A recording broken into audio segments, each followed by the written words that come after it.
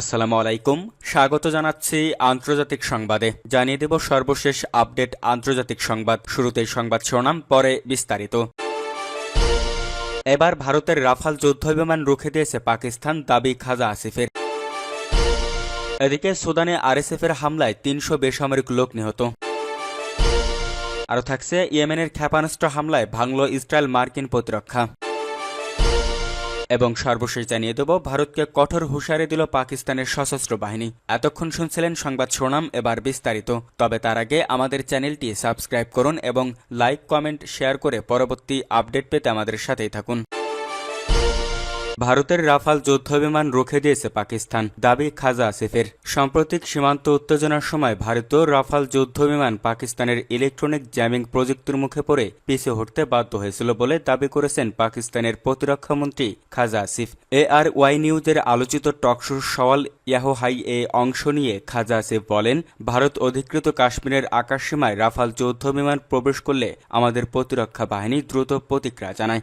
আমরা ওই বিমানের রাডার ও যোগাযোগ ব্যবস্থা জ্যাম করে দেই, ফলে ভারতীয় বিমানগুলোকে ফিরে যেতে হয়। এই বক্তব্যের মাধ্যমে পাকিস্তান সরকার প্রথমবারের মতো স্বীকার করল তারা রাফাল যুদ্ধবিমান প্রতিহত করতে সক্রিয়ভাবে ইলেকট্রনিক যুদ্ধ কৌশল ব্যবহার করেছে। উল্লেখ্য, রাফাল হল ভারতীয় বিমান বাহিনীর সর্বাধুনিক যুদ্ধবিমান, যা ফ্রান্স থেকে আমদানি করা হয়েছে। পাকিস্তানি নিরাপত্তা সূত্রের দাবি, এই ঘটনা ঘটেছে 29 এপ্রিল থেকে 30 এপ্রিল রাতে।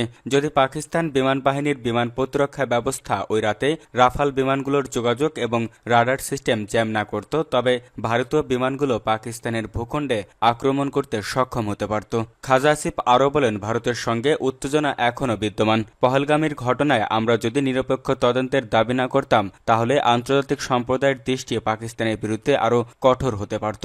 22 এপ্রিল কাশ্মীরের পহেলগাঁও একটি হামলায় 26 জন নিহত হন। হামলার দায় প্রমাণ ছাড়াই পাকিস্তানের উপর চাপানোর অভিযোগ তুলেছে ইসলামাবাদ। ভারতের পক্ষ থেকে হামলার তদন্তের কোনো আন্তর্জাতিক প্রস্তাবও এখনও গৃহীত হয়নি। এছাড়াও খাজা আসিফ ঘোষণা করেন, ভারতের একতরফাভাবে সিন্ধু পানি চুক্তি বাতিল আন্তর্জাতিক আইন লঙ্ঘনের শামিল। পাকিস্তান অল্প দিনের মধ্যেই বিশ্বব্যাংকের কাছে আনুষ্ঠানিক অভিযোগ জানাবে। পহেলগাঁও হামলার পর ভারত একতরফাভাবে সিন্ধু পানি চুক্তি বাতিল ঘোষণা করে, পাকিস্তানি নাগরিকদের দেশ থেকে বাধ্য করে এবং একাধিক পাকিস্তানি টেলিভিশন চ্যানেল, রাজনৈতিক এবং খেলোয়াড়দের সামাজিক যোগাযোগ মাধ্যমে অ্যাকাউন্ট বন্ধ করে দেয়। সুদানে আরএসএফের হামলায় ৩০০ বেসামরিক লোক নিহত।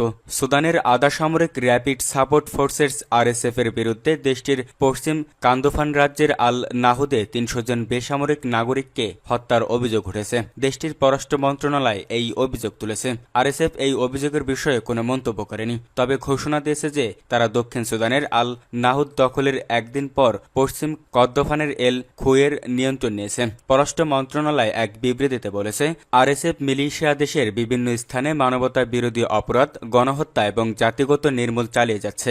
গত 2 দিনে এই মিলিশিয়া আল নাহুদ শহরে বেসামরিক নাগরিকদের বিরুদ্ধে একটি নতুন জঘন্য গণহত্যা চালিয়েছে। নিহতের সংখ্যা এখন পর্যন্ত প্রায় 300 জনে পৌঁছেছে। পররাষ্ট্র মন্ত্রণালয় জাতিসংঘের নিরাপত্তা পরিষদ এবং আন্তর্জাতিক সংস্থাগুলির কাছে আরএসএফ মিলিশিয়াদের প্রতি উদাসীনতা পাশাপাশি নম্র দৃষ্টিভঙ্গি পরিত্যাগের দাবি পূর্ণ ব্যক্ত করেছে। আরএসএফ শুক্রবার ঘোষণা দিয়েছে তারা আল নাহুদের সম্পূর্ণ নিয়ন্ত্রণ নিয়েছে এবং শহরে সেনাবাহিনীর 18তম পদাতিক ব্রিগেডের সদর দপ্তর দখল করেছে।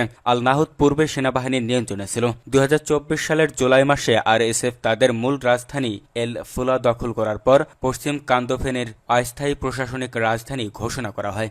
প্রসঙ্গত 2023 সালের 15 এপ্রিল থেকে আরএসএফ সুদানের নিয়ন্ত্রণের জন্য সেনাবাহিনীর সঙ্গে লড়াই করে আসছে, যার ফলে হাজার হাজার মানুষ মারা গেছে। বর্তমানে এটি বিশ্বের সবচেয়ে খারাপ মানবিক সংকটগুলির মধ্যে একটি। জাতিসংঘ এবং স্থায়ী কর্তৃপক্ষের মতে 20,000-এরও বেশি মানুষ নিহত হয়েছে এবং 1.5 কোটি মানুষ বস্তুচ্যুত হয়েছে। তবে মার্কিন গবেষকরা মৃতের সংখ্যা প্রায় 1,30,000 বলে অনুমান করেছে। ইয়েমেনের ক্ষেপণাস্ত্র হামলায় ভাঙল ইসরায়েল মার্কিন প্রতিরক্ষা। ইসরায়েলের কেন্দ্রীয় বেনগুরিয়ন আন্তর্জাতিক বিমানবন্দরের সীমানায় হুতি বিদ্রোহীদের ছোড়া একটি ব্যালিস্টিক ক্ষেপণাস্ত্র আঘাত হানায় চাঞ্চল্যের সৃষ্টি হয়েছে। উদ্বেগের বিষয় হল, এই হামলা মোকাবেলা করতে ইসরায়েল ও যুক্তরাষ্ট্রের সর্বাধুনিক শক্তিশালী দূরপাল্লার ক্ষেপণাস্ত্র প্রতিরক্ষা ব্যবস্থা সম্পূর্ণ ব্যর্থ হয়েছে। রোববার 4 মে দেশটির সংবাদ মাধ্যম টাইমস অফ ইসরায়েল তাদের প্রকাশিত এক প্রতিবেদনে এই তথ্য নিশ্চিত করা হয়। প্রতিবেদনে বলা হয়, রোববার 4 মে স্থানীয় সময় সকালে হামলাটি চালানো চালানো হয় এবং ক্ষেপণাস্ত্রটি বিমানবন্দরের কাছাকাছি বিস্ফোরিত হয়। এতে কমপক্ষে 4 জন আহত হয়েছেন এবং 2 জন বাংকারে আশ্রয় নিতে গিয়ে আহত হয়েছেন।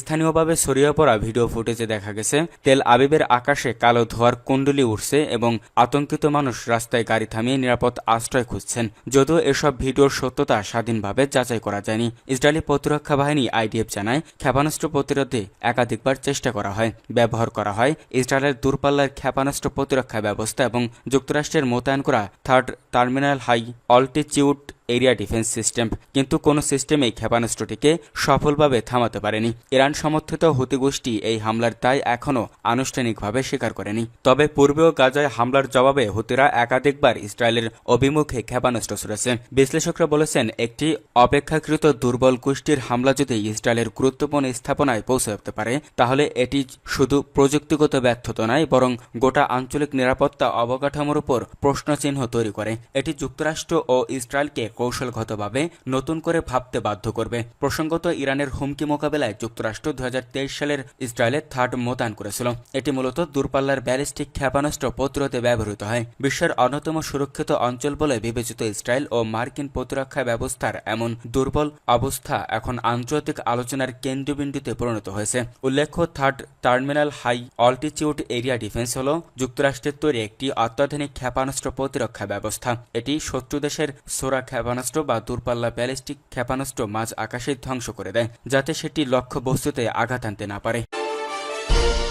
ভারতকে কঠোর হুঁশিয়ারি দিল পাকিস্তানের সশস্ত্র বাহিনী। কাশ্মীরের পহেলগাঁও হামলার জেরে যদি ভারত কোনো দুঃসাহসিক পদক্ষেপ নেয়, তাহলে পাকিস্তানি জনগণ ও সশস্ত্র বাহিনী ঐক্যবদ্ধভাবে যথাযথ জবাব দেবে। ভারতের সঙ্গে চলমান উত্তেজনা নিয়ে সংসদ সদস্যদের উদ্দেশ্যে সংবাদ সম্মেলনের আয়োজন করে পাকিস্তানের আন্তঃবাহিনী জনসংযোগ পরিদপ্তর ISPR। সংবাদ সম্মেলনের সময় ISPR এর মহাপরিচালক লেফটেন্যান্ট জেনারেল আহমেদ শরীফ চৌধুরী এবং তথ্যমন্ত্রী আতাউল্লাহ তারার এই কঠোর হুঁশিয়ারি দেন। পাকিস্তান টেলিভিশন সদর দপ্তরে রোববার গভীর রাতের এই সংবাদ সম্মেলনে পাকিস্তান তেহরিক ইনসাফ PTI ছাড়া রাজনৈতিক দলের বিপুল সংখ্যক নেতা ও সদস্য অংশ নেন। PTI নেতৃত্ব দলের প্রতিষ্ঠাতা ইমরান খানের মুক্তির সঙ্গে তাদের উপস্থিতির শর্ত দেওয়ায় তারা এই বৈঠকে যোগ দেননি। সূত্রগুলো জেনারেল শরীফের বরাত দিয়ে জানিয়েছে, পাকিস্তান একটি শান্তিপ্রিয় দেশ, এই অঞ্চলে শান্তি কামনা করে, কিন্তু প্রতিপক্ষ যদি কোনো আগ্রাসন চালায় তবে উপযুক্ত জবাব দেবে। তিনি সংসদ সদস্যদের প্রতিবেশী দেশের